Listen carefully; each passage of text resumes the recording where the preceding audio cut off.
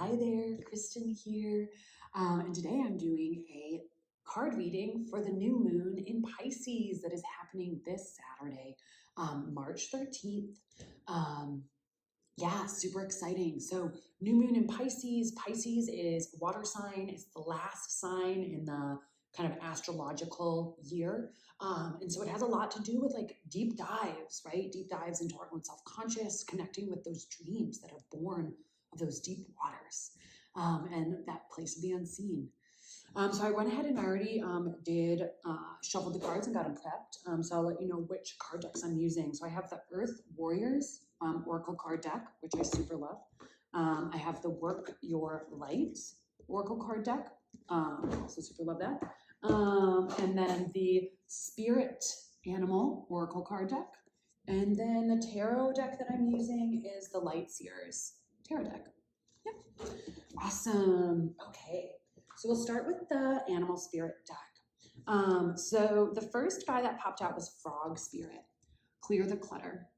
So I think there is this like ever-present theme right now of really like clearing out what doesn't work, both from our own lives and also like from our physical space, right? And then on a bigger sense, like our collective, right? Both in kind of like a mental space, right? So like what lines of thought can be cleared away because they're not serving us anymore?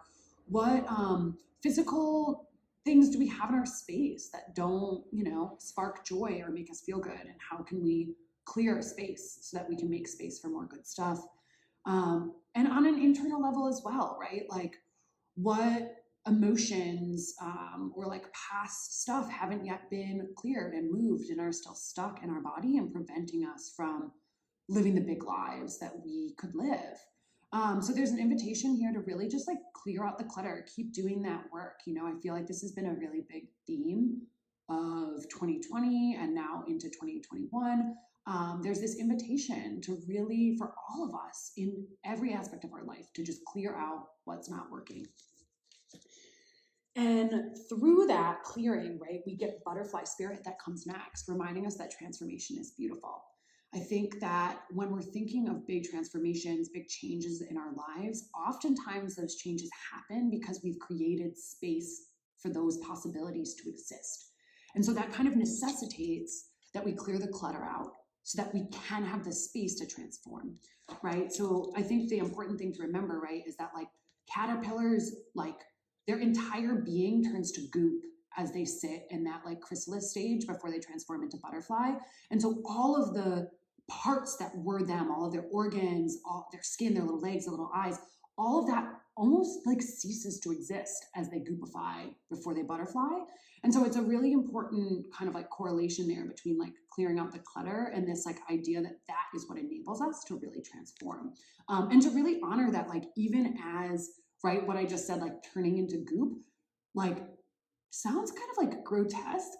And yet, how do we remember ourselves and anchor in to the belief that transformation is beautiful and that what we will be transforming into is going to be beautiful and more life affirming, right? And more just fun and carefree. And then the final card from the animal card deck that popped out is Eel Spirit, reminding us that spirit has our back. I think this is such an important message to anchor into, and it's a message that seems, at least in my personal life, to be coming forward more and more and more. How do I live in a way where I trust that the greater kind of cosmic forces, the greater kind of forces bigger than ourselves, right, have our back and are supporting us, right? Supporting our transformation, right?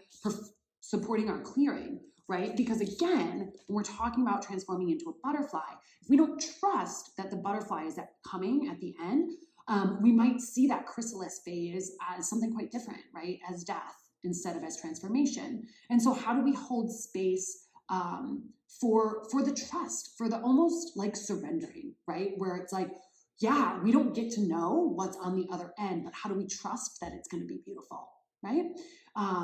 This invitation, I think, whatever way that speaks to you, whatever it means for you to really like trust, I encourage you to really deepen into that sense of hope, right? The hope that like through moving through the darkness will bring us to the light, right? hope that like, just because it looks really bad right now, like spirit has our back and is bringing us something more life affirming, is bringing us something more infused with balance and equity. And while at times it might not look like that is so, how do we still trust that there is this supportive energy behind us? Yeah, awesome. Cool. So from the Work Your Light deck, the first one that came out was Get Grounded, Empaths, Highly Sensitives, Connect to Nature. I think this is such an important message for our times right now. Again, as we're clearing out the clutter, right? As we're clearing out clutter, that can feel so stressful when we start to do that. So how do we maintain our groundedness, right? How do we still try to get out into nature and like have some fun, even as we're doing this hard work of clutter clearing, right? How do we, if we are going through these intense transformations, we're going to have really high days and really low days. So how do we manage that? We stay grounded. You know what I mean? We get really grounded. We connect with nature. We connect with our own bodies. We connect with this present moment, right? That's also part of like trusting in spirit has our back, right? It's really easy to get really stuck in worry and anxiety if we're living in what if land, right? Like future tripping, what if this, what if that, worrying about this and that. So how we mitigate that is simultaneously having trust that it will work out and also getting grounded. You know what I mean? Like when our mental activity starts getting really wild, I think one of the best gifts we can give ourselves is to get grounded, right? Like, like look at this person here, right? This like glowing being who is just super aligned. You can see the lights are aligning, right? And they are just like accessing inner peace while also like illuminating truth. So the next one that comes through here is the warrior woman asking us, have you answered your deepest calling? I think this is a great question to reflect on, especially with this new moon in Pisces, right? That's connected with these like deep dreams. They're starting to do construction outside. Give me a second, I'm gonna close the window.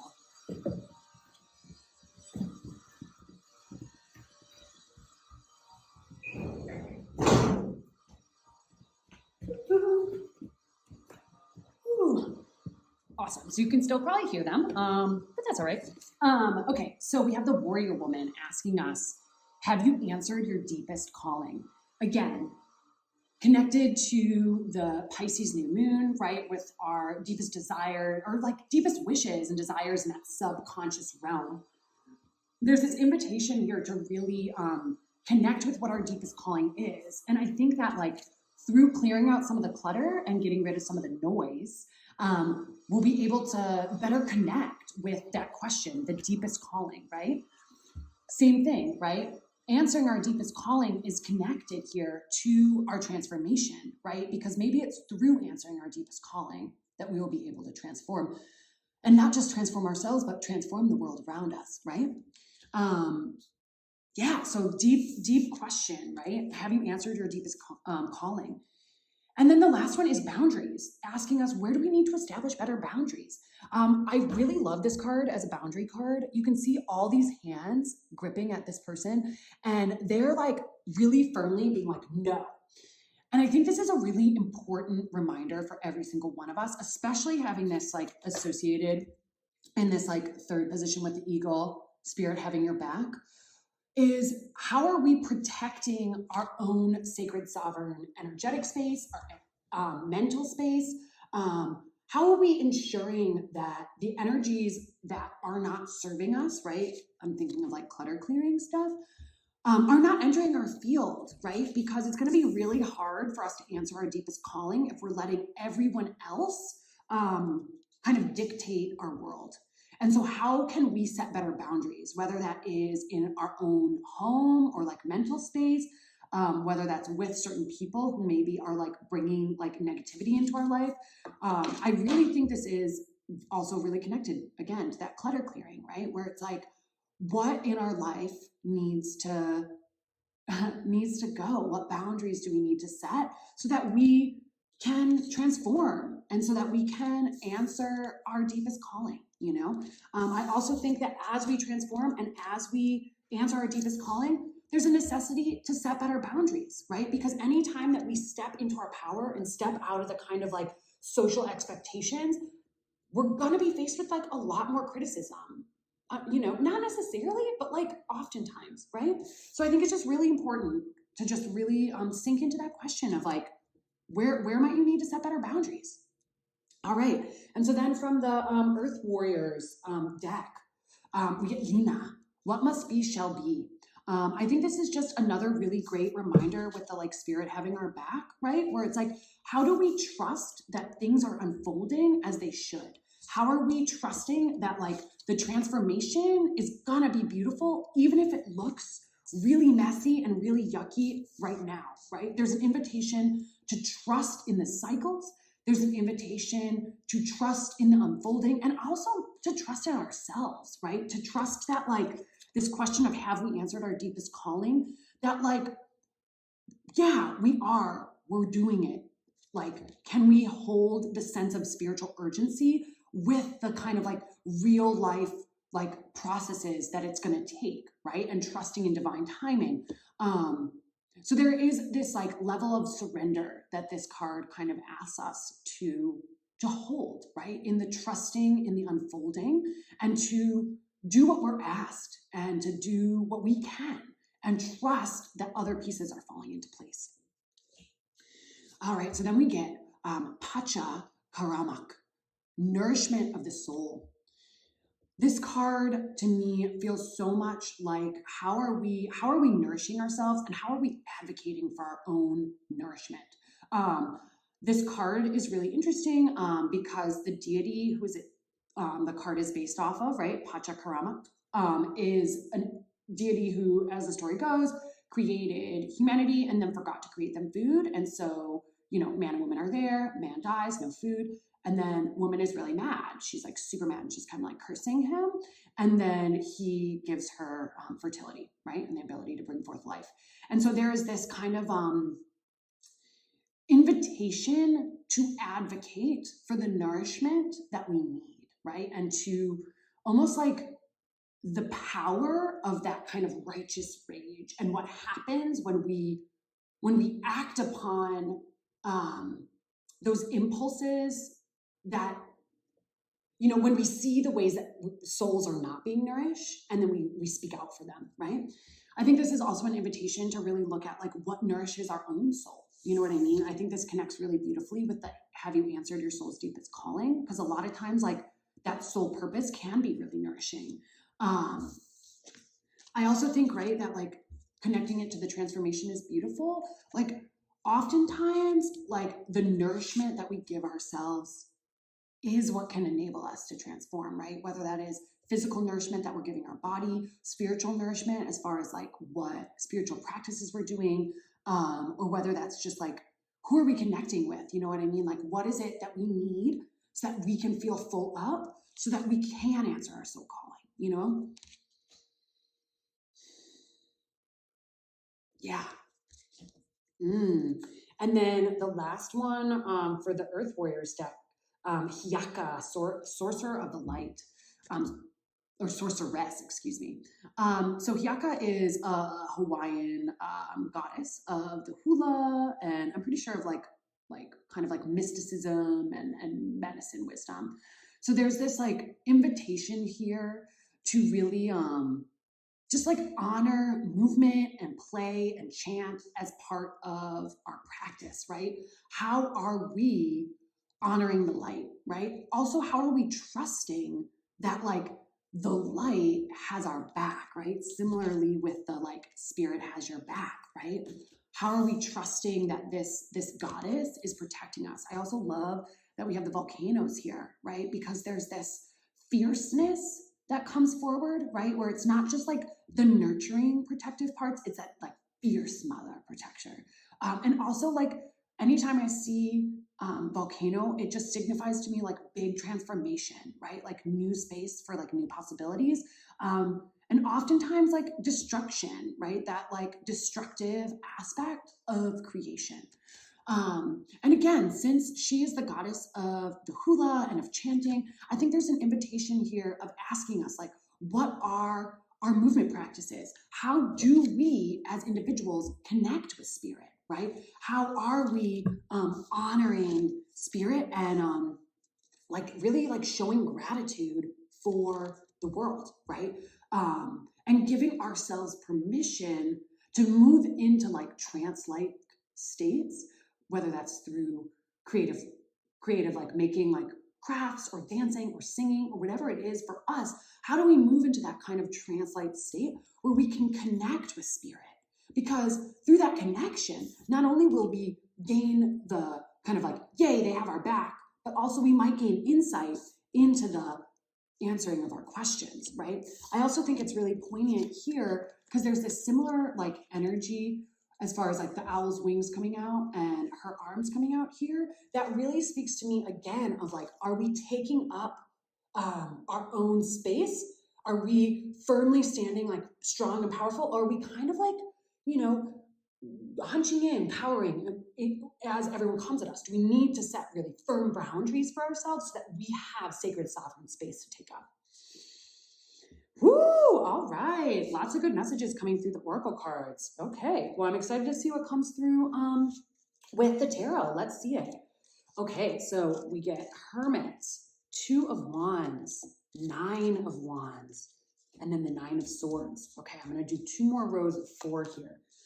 8 of Cups, 6 of Cups, the Devil, ooh, and the Tower. All right, let's do one more and then I'll like get into what I'm seeing here. All right, the Lovers, ooh, 10 of Pentacles, 3 of Swords, ooh, and the Magician. Okay. All right, so first row here, we start out with the Hermit. So I feel like over the past like year with 2020, a lot of us have been going through this kind of hermit stage, right? Where we were forced in many ways into social isolation. And one of the benefits of going into social isolation means that we have an opportunity to really get back into touch with who we are. And we have an opportunity to nourish our soul so that we can shine our light. And so I think that for many of us, we've kind of been in this hermit state, and there's an invitation here to foster our own light. I think it's really poignant then that the 2 of Wands comes right next, because you see this person, right? Again, social isolation in their home, looking out the window, right? Like longing for maybe connection, longing to be out in the world. And yet this individual is at home, right? She's got her 2 wands, so she's got this like creative potential. She's got the earth next to her and this like cute little photo of a van bus. So maybe there's dreams of what we might do, where we might go, right? That curiosity and exploration part of our spirit, right? So maybe through the hermit stage, right, we're maybe getting some clarity on what it is that we have to offer the world, right? Maybe we're getting in touch with our own creativity and we're sinking into some dreams here. We move forward and we have the 9 of Wands. I love this 9 of Wands card. To me, again, it's like this individual firmly standing in her power, gripping onto her wand, right? That's super aflame and bright, right? Like really taking back her own power, really reclaiming her own personal creative force, and also setting really good boundaries here with making all of her wands into a fence, right? So there's this beautiful energy in the beginning of this reading here that's really connecting to the oracle cards. That's much about, it feels like fostering our own creative power, right?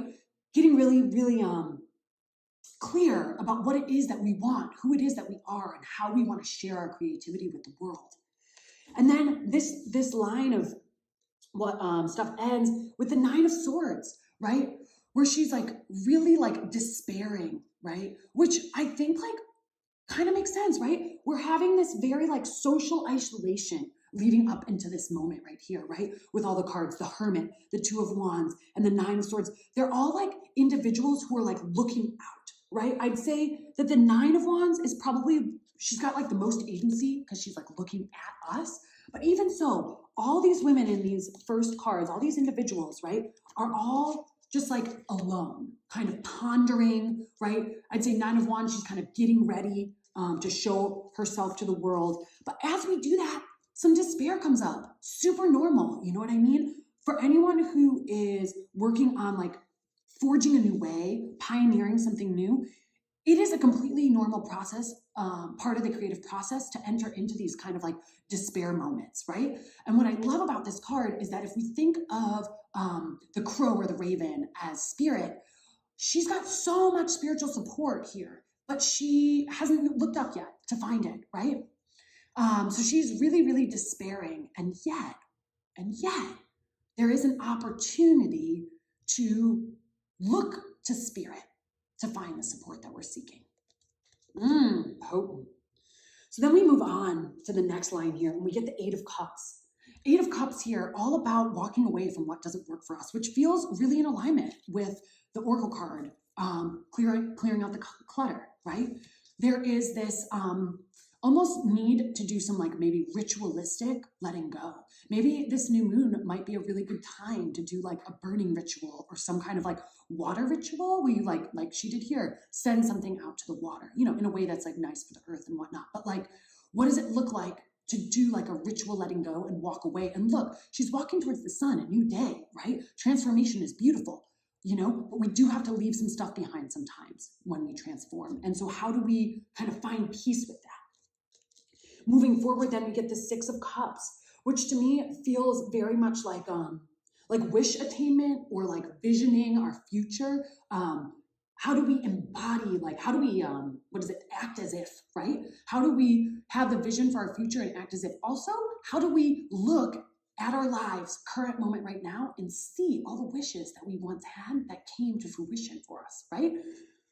I think there's an invitation, especially in this card, to feel the embodiment of wish attainment, right? Feel the embodiment of visioning or acting as if, right? Yeah. I also think that this card also speaks to that energy of like growing up and maybe the pining, right, for our younger days, which I think is a total normal process of transformation and of like walking away and letting go, you know, that there might be some grieving that needs to happen for what was, right? For what we had to leave behind so that we could have what we want. We move on and we get the Devil, which I find really powerful here, right? Because it is really, really easy as we are moving along our path, forging something new, leaving things behind, trying to envision a new way of being or celebrate how far we've come.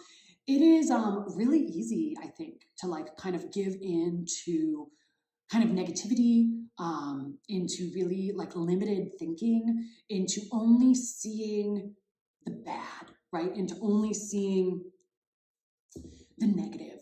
How do we hold space then for our own hope, right? In the face of what is seemingly like not good, right? This Devil here, you can see that he's like puppeteering.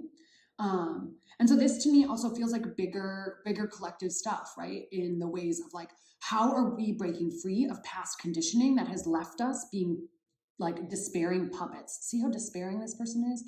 How, like, what ideas are still floating around in our head? What beliefs are still floating around in our head that we maybe need to like clear the clutter out so that we can like nourish our soul and answer our call, you know?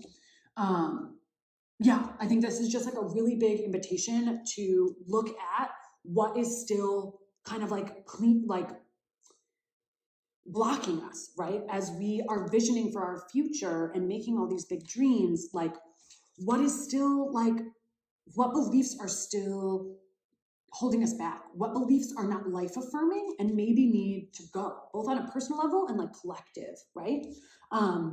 What's so powerful is that right after that, we get the Tower, right? Because that it's signifying that like big transformation, right? Because this Tower card has a lot of butterflies on it and it has the lightning.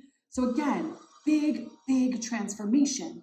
And so as we kind of really look at what are the kind of ways that like devilish or like not life affirming beliefs have taken root in our mind, body, soul. As we let go of those and move beyond those, big transformation is not only promised, but just guaranteed, right? Because it's also interesting that like in the actual tarot deck, these two come one after the other, right? And so there is this kind of like coming to terms with the way that like negative thinking or, you know, not life-affirming thinking has taken root in us. And then once that is kind of acknowledged, moved through, let go, we're set ourselves free from the puppeteering, right? From the programming, all of a sudden big transformation comes, right? And we're able to transform. And what's so beautiful about that is right after it, we get the Lovers. So this could be signifying like actual love, but to me, I also feel like it's signifying that like, that balancing, right? Of our whole self, right? Our masculine and our feminine, our fully embodied balanced self, right? There is this renewed like passion for life, love for life that I think comes from like addressing the ways that we're being like puppeteered, right? All the ways that we've kind of maybe given our power away to someone else through our thinking, through our actions. We look at that, move through that, we transform dramatically. Big shifts, big changes. And then from that, more love comes, right? Like more balanced, harmonious, deeply passionate love, care, right? I also think that this speaks not just like romantic love, but also like love for each other as humans, love for this planet as our home, love for the circles of life. Just a renewed sense of love and appreciation for ourselves in this world. I also think this is really powerful too, especially this card, because the two of these individuals are, you can feel from their body language the passion that's passing through them. And so I think it also speaks to that experience of passion and pleasure and that sensual pleasures that we get because we are embodied. And how lucky are we that we get to feel so much? Yeah. What's so beautiful right after that, 10 of Pentacles, right? Like card of completion, card of material abundance, material success, right? There is this like happiness and like joyous celebration, right? Material abundance, right? And so through this work that we're doing, right? Where we're like going inward, we're connecting with our hopes and dreams, we're showing our true power to the world, we're disbarring and also being invited to trust in spirit, even as we despair. We're moving away and re-envisioning our lives, you know? And we're being promised that through all this work, like good things are coming, abundance is coming, right? Material abundance is coming, especially for those of us who are willing, right, to break free of the ways that we have been controlled or confined and transform, right? And really embody this like passion for life, for love, for ourselves. And then super interesting, right after that, we get the Three of Swords, right? Another card that's kind of signaling that like, even as we move through all the good stuff, right? There's still gonna be moments of despair, moments of heartbreak, moments of loss, moments of just like utter helplessness maybe, right? Like she's like screaming, right? There, you can tell like she's like grief stricken, there's like some pain. So there's this reminder that like in life, good things, yes, coming. Also, it's not necessarily gonna be sunshines and rainbows all day, but yet, how can we invite ourselves to stay heart-centered? How can we invite ourselves to keep our hearts open, right? There's the invitation here of like the what shall be will be, you know, trusting in the cycle, trusting in what's happening, even when it feels really horrible, even when we're fearing. How do we move through those emotions, right? Let ourselves feel them, let ourselves yell and scream and cry and stomp our feet, and simultaneously like stay open-hearted, stay loving, right? I know that for myself, this has been a huge like life lesson for me, right? Because in the past Kristen, I would often meet heartbreak with closing myself off, right? With like shutting down, repressing, and closing. And that didn't serve me, right? And so now my constant work really seems to be in the face of despair, in the face of what feels like utter heartbreak. How do I still hold compassion and love and hope, right? Yeah. And then what I feel like is so exciting, this whole reading ends at the beginning, or beginning-ish, right? With the Magician, the first card of the tarot deck, or at least, first value card, because technically the Fool is 0 and is the first card. But the Magician, right? This is all about like our own manifestation of magic, our unique gifts, right? Our own way that we are able to really like serve the light. And so I think it's really poignant that we start this reading, this particular reading for the new moon in Pisces, in this kind of like Hermit phase, and we end in the Magician phase, right? To me, it feels like there's this like, yes, you went within, you're doing all this work on the process, and through that, your gifts are going to be honed. You're going to be able to share yourself with the world in a way that maybe you've never imagined before, right? You're going to have the powers that you have always had, but they're going to be reawakened, right? You're going to be able to work magic and be that miracle worker in ways that most of us have, thought of that as fantasy. And yet, here we are being shown that, like, through this work, we are going to be coming in touch with our own magic. Yeah, beautiful reading here. Beautiful reading here. I'm going to talk a little bit about looking down here as well. Again, we have the Hermit, right? Like going within, being asked to leave certain things behind, and then being promised balance and love, right? Beautiful, beautiful. Shining our light, leaving behind what we don't need. And through it all, right? Being promised like love. And again, this could mean romantic love. It could mean self-love. It could just mean unconditional, the energy of unconditional love and the balance, right? And the passion. We also have our Two of Wands, right? Where we are dreaming. We're like really like attaching to our own unique magic, and we're dreaming, right? Here, we're seeing this kind of like fulfillment of wishes and like the aging process, but also like letting ourselves like both hold space for what we've already manifested in our life, and also dreaming about what could be, And then we have the 10 of Pentacles, right? Through this deeper relationship with our dreams and with our creative potential, we are going to get abundance in our physical world, right? Beautiful. And then we have 9 of Wands, right? This like standing in our personal power, creating really strong boundaries. Really like this feels also like power reclamation, right? Where she's like holding that wand, and it is a flame and burning bright.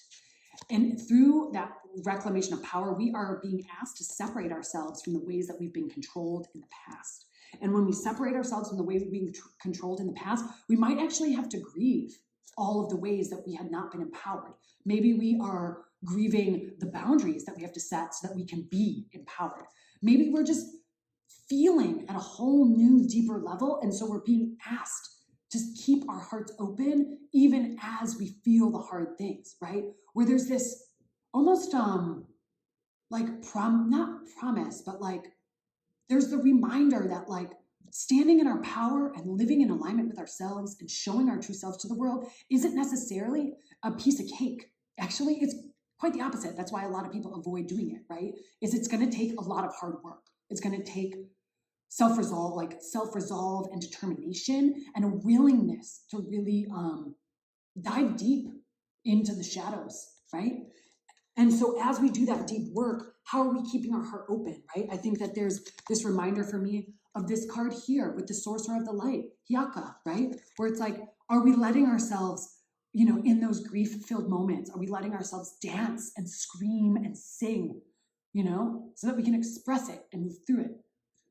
Or are we shaming ourselves and telling ourselves that we're not supposed to feel those ways, right? Like this guy in the corner here where he's putting his head down, he's not looking at it, and he's covering his ears, versus this person here, right? Where her throat chakra, she's like pulling her head back a little bit. She's like screaming and letting it out. Just a completely different way of dealing with the dark emotions, right? Of this like really letting it flow through us. Yeah.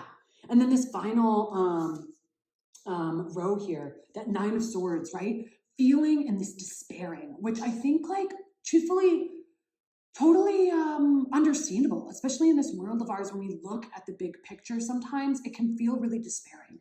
And so how do we not just, cover our eyes and 100% let ourselves grieve. Also, how do we tap back in to Spirit's support? Spirit has our back, right? How do we tap back into the remembering of the magic, right? And through, right, transformation is coming, transformation is here, transformation is all around us. And maybe it's the transformation that's making us despair, right? Because of all that we have to give up so that we can transform. And yet, at the end of the transformation, we are promised that we are deeper connected with our own magic, deeper connected with Source and Spirit, right? And so there's this invitation to move through the despair into trust, into transformation, so that we can reclaim our own power and reclaim our own magic and reclaim our own birthright, which is to be fully embodied in this world, right? Full of the spiritual wisdom that speaks to us, right? We are not alone and we have access. Look at this, portal that this individual is working with. It looks to me like what I've seen, images of like galaxies looking like, or images of like, galaxies. And so it's this like greater connection to Source and our own magic. So I think this is a really potent reading, right? We're giving us some really good advice, right, about boundary setting, like a couple different like boundary setting invitations, getting really clear about just, what's not serving us, what needs to go, what's not working.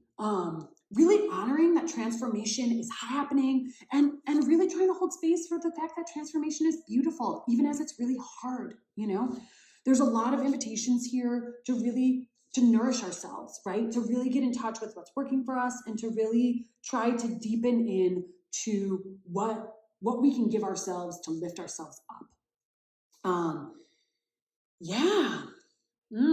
Potent. All right. Let me just pull one more card from here. Okay. We got the Electric Eel Spirit. Bring your ideas to life. Seems like a really poignant card to go with the Magician, the ending card here. There is and also poignant too with eels being like in the water and Pisces right now. There seems to be this invitation to birth our dreams into being, especially with like having this card, right? Thinking about our dreams, the Two of Wands, where she's like dreaming. We got some like dreaming, seeing how things have come into fruition. And then this promise of abundance with the Ten of Pentacles here, right? Bring your ideas into life, right? Trust that Spirit has your back. Trust that you have the unique magic that you need to bring your ideas into life, right? This is, to me, feels like, it connects to the warrior woman, right? Have you answered your deepest calling? There is an invitation right now in this reading to really, really connect with the energy of like, why are you here, right? What is your deepest desire? What legacy do you wish to leave here? What unique magic do you have a longing to foster and to share with this world? What ideas, even the most wild ideas, what ideas do you have that could be birthed and potentially create the world that we all dream of, that like each of us are contributing in our own unique way. It's part of how Spirit has our back, right? Is that each of us, Spirit works through each of us in different ways. And so how do we trust that what will be, and that we are doing exactly what we are meant to be doing, and that even what might seem like a curse could be a blessing, and even what seems like a curse, or even what seems like a blessing could be a curse, right? This energy of like right, like here, you know, seemingly seems like that could be a blessing, right? Like handsome, topless man reaching out to us, but like, oops, maybe not, because he's gonna puppeteer us, kind of thing. So like, how are we really like trusting in ourselves, and giving ourselves space to like let go of what needs to be let go of, and to dream big and to transform? Yeah, this feels like a poignant, poignant reading. I'm gonna pick one more from the tarot deck and see what comes up. Okay.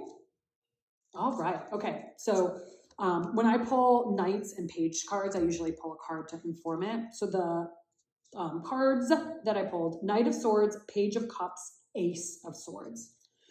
To me, what this very much feels like is that aspect of ourselves that is running ahead, that determined part of us that like sees the future and is running towards us. How do we meld that with this more kind of like emotional, dreamer, intuitive, like loving self? How do we balance those two aspects of self? So balancing the super hard worker who wants to rush forward and get it completed, and the dreamer who just wants to sit next to the ocean and think of things, how things could be. How do we balance those two? Because as those balance, we get the Ace of Swords, birthing new ideas, new ways of communicating, new ways of thinking. That as we find the balance between these aspects of self, we will create new ways of thinking, new ways of being, new ways of communicating. And so really just creating space for finding the balance in our oppositional selves, right? Rebalancing ourselves. And so much of that rebalancing comes from these kind of inward moments, and also from really transformational moments that shake up our world. Ooh, all right. Well, this feels like a super poignant reading. I'm feeling really good about it. Yeah, I hope you're feeling good about it too. I really want to just name here, like, trust yourself, take your time. Everything is unfolding just as it should be unfolding. And there is a lot of support for all of us right now. All of us who are trying to really honor that magician within us, there is support, spiritual support for that. So how do we really like answer our deepest calling and keep like nourishing our own souls and just trust in the transformational process? Whew. All right, my love. So I hope that this reading has been really inspiring and uplifting for you. If I was to leave you with one last thing, I would really just encourage you this new moon, really dig into that question of, have you answered your deepest calling? What is your deepest calling? And also just like thinking on like, what boundaries do you need to set and what do you need to let go so that you can manifest this magic of yours into the world? Because we need you exactly as you are. We need your unique magic. It's each of us who are going to bring this change about in the world. Each of us as our own magicians, acting in the way that is perfectly aligned for us. And then always remembering, right? Stay grounded, my dear. Take care of yourself, right? Connect with nature. Get still. On a spiritual level, all of this feels exceptionally urgent, right? When we're talking about our life purpose, when we're talking about our unique magic, there is a sense of spiritual urgency, right? We need to do this. This is what I came here to do. And we are human beings in physical bodies, and we need nourishment, right? We need nourishment. We need grounding. We need time in nature, and we need time to play and experience pleasure. So balance that dreamer and that worker, right? The one who wants to work, and that one who wants to play. Find that balance and birth those new ideas into this world. Bring those new ideas to life. It's through us that this world changes, right? It's through our work and our magic that is going to bring about the big change that we are dreaming of. Oh, happy new moon, my loves. I hope that this leaves you feeling really uplifted. You are a magician and you are doing it. And how grateful I am that you're here, because we need you. We need all of us. I love you. Bye.